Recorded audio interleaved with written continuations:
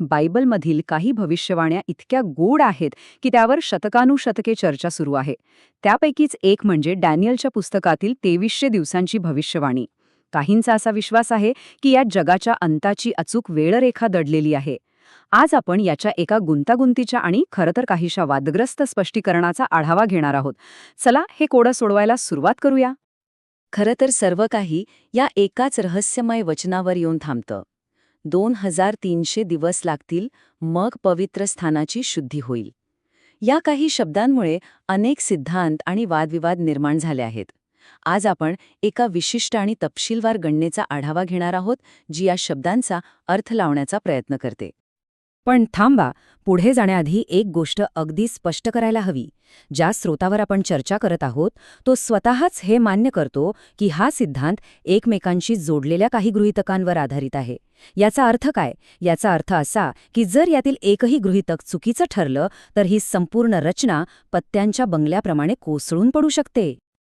तर या कोड्यातून मार्ग काढण्यासाठी आपण या 5 भागांमध्ये बघूया. पहिली आहे भविष्यवाणी, स्वतः, मग त्यामागील मुख्य गृहीतक काय आहे, त्यानंतर काही महत्त्वाच्या शब्दांचे अर्थ, मग अंतिम काळाची गणना कशी केली जाते, आणि शेवटी या शुद्धीकरणाचा खरा आध्यात्मिक अर्थ काय आहे. तर डॅनियलच्या पुस्तकात ही 2300 दिवसांची घटना भविष्यात खूप पुढे घडेल असं सांगितलंय. आणि या स्पष्टीकरणानुसार ह्या कोड्याची किल्ली ती दुसऱ्या एका प्रसिद्ध भविष्यवाणीत दडलेली आहे, 70 आठवड्यांची भविष्यवाणी. हा सिद्धांत असं मानतो की त्या भविष्यवाणीचा जो शेवटचा अपूर्ण राहिलेला भाग आहे तो या 2300 दिवसांच्या घटनेशी जोडलेला आहे. या भविष्यवाणीच्या नाटकात असं समजा काही मुख्य पात्र आहेत. एक लहान शिंग नावाची शक्ती उदयास येते. ती पवित्र विधी थांबवते आणि पवित्र स्थानाला अपवित्र करते. हे सगळं घडतं 2300 दिवसांच्या कालावधीत आणि त्याचा शेवट होतो पवित्र स्थानाच्या शुद्धीकरणाने. हेच ते घटक आहेत ज्यांचा अर्थ आपण पुढे जाऊन समजून घेणार आहोत. आता आपण येतोय या सिद्धांताच्या अगदी केंद्रस्थानी आणि खरं सांगायचं तर सर्वात वादग्रस्त भागाकडे. ही संपूर्ण गणना एकाच सिद्ध न झालेल्या गृहीतकावर अवलंबून आहे की 2300 दिवसांची वेळरेखा आणि दुसरी एक अंतिम काळातील वेळरेखा या दोन्ही एकाच वेळी सुरू होतात. हेच ते गृहीतक आहे. स्रोतानुसार हीच तर गुरुकिल्ली आहे जी वेळेचं संपूर्ण गणित उघडते. पण इथेच एक मोठी अडचण आहे. हा थेट संबंध धर्मग्रंथात कुठेही स्पष्टपणे नमूद केलेला नाही. हे एक अनुमान आहे आणि या एकाच अनुमानावर पुढची सर्व गणितं अवलंबून आहेत. ठीक आहे, मग हे गणित समजून घ्यायचं असेल तर आधी काही शब्दांचे अर्थ पक्के करावे लागतील. या सिद्धांतानुसार भविष्यवाणीत वापरलेल्या शब्दांचा अर्थ कसा लावला जातो ते पाहूया.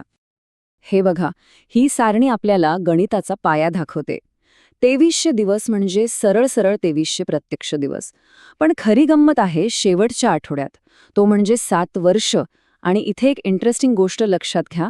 ही गणना आपल्या 365 दिवसांच्या सौर वर्षाऐवजी 360 दिवसांच्या बायबल वर्षाचा वापर करते. त्यामुळे 7 वर्ष म्हणजे 7 गुणिले 360 म्हणजेच एकूण 2520 दिवस. हीच ती मोठी वेळरेखा आहे ज्यात 2300 दिवस बसवले जातात. आता प्रत्येक कथेत एक विलन असतो नाही का? ह्या भविष्यवाणीच्या स्पष्टीकरणात तो आहे लहान शिंग. स्रोतानुसार ही बॅबिलोनियन पोपशाही आहे, म्हणजे अशी एक सत्ता जी देवाच्या विरुद्ध काम करते आणि त्याच्या अनुयायांचा छळ करते असं मानलं जातं. आणि मग येतो कथेचा क्लायमॅक्स, पवित्र स्थानाची शुद्धी. एक गोष्ट इथे अगदी स्पष्ट केली पाहिजे की इथे कुठल्या बिल्डिंगच्या साफसफाईबद्दल बोललं जात नाहीये, तर ही एक आध्यात्मिक घटना आहे. पापाचा अंतिम अंत आणि प्रायश्चित्ताची पूर्तता ही घटना भौतिक नसून पूर्णपणे धार्मिक आणि आध्यात्मिक आहे. चला तर मग, आपल्याकडे आता सगळे तुकडे आहेत, गृहीतक, व्याख्या आणि मुख्य पात्र. आता हे सगळं एकत्र जोडून बघूया की स्रोताने मांडलेली भविष्यवाणीची संपूर्ण वेळरेषा नेमकी दिसते तरी कशी. पुन्हा एकदा लक्षात ठेवूया, आपली जी मुख्य वेळरेखा आहे ती आहे 2520 दिवसांची. आता आपण बघूया की या कालावधीत नक्की काय काय घडतं. आता स्रोतानुसार हा 2520 दिवसांचा शेवटचा आठवडा 3 वेगवेगळ्या टप्प्यांमध्ये विभागला जातो. पहिला टप्पा आहे श्वापदाचं राज्य, जो छळाचा काळ आहे. त्यानंतर येतात 7 पिढा, जो पृथ्वीवर न्यायाचा काळ आहे. आणि शेवटी येतात अंतिम घटना, ज्यात खलनायकांचा नाश होतो.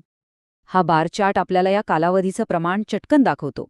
बघा, किती स्पष्ट दिसतंय की श्वापदाचं राज्य हा सर्वात मोठा भाग आहे, जो एकूण वेळेच्या निम्म्याहून जास्त आहे. त्यानंतर पीडांचा काळ येतो आणि सर्वात लहान कालावधी हा अंतिम घटनांसाठी आहे. यावरून या वेळेरेषेत छळाच्या काळाला किती महत्त्व दिलंय हे दिसतं. आणि हे आकडे जुळतात कसे ते इथे दिसतंय. 1335 अधिक 965 अधिक 220 बरोबर 2520 दिवस. गणितानुसार हे 3 टप्पे अगदी बरोबर जुळून शेवटच्या आठवड्याची एकूण लांबी तयार करतात. आणि आता आपण या स्पष्टीकरणाच्या अगदी हृदयापर्यंत पोचलो आहोत. ही वेळरेखा आपल्याला अचूक दाखवते की 2300 दिवसांची भविष्यवाणी त्या मोठ्या 2520 दिवसांच्या फ्रेममध्ये कशी बसते. दोन्ही एकाच दिवशी सुरू होतात. मग 1335व्या दिवशी एक महत्त्वाचा टप्पा येतो. आणि सगळ्यात महत्त्वाचं, 2300व्या दिवशी 7 पीडा संपतात आणि पवित्र स्थानाची शुद्धी होते. हीच ती घटना आहे ज्याबद्दल भविष्यवाणी सांगते. तर मग ह्या 2300व्या दिवशी जे शुद्धीकरण होतं त्याचा नेमका अर्थ काय? पुन्हा एकदा यावर जोर देऊया की हा जो कळस आहे तो भौतिक नाहीये, तर एक गहन आध्यात्मिक घटना आहे. ही तुलना बघितली की फरक लगेच लक्षात येतो.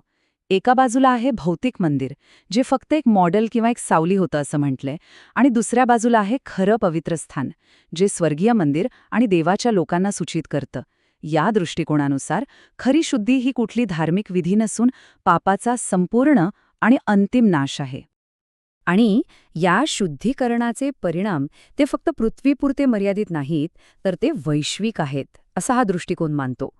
याचा अर्थ पापाचा कायमचा अंत होतो, खलनायकी सत्तेचा नाश होतो आणि संपूर्ण विश्वापुढे देवाचं चरित्र निर्दोष सिद्ध होतं.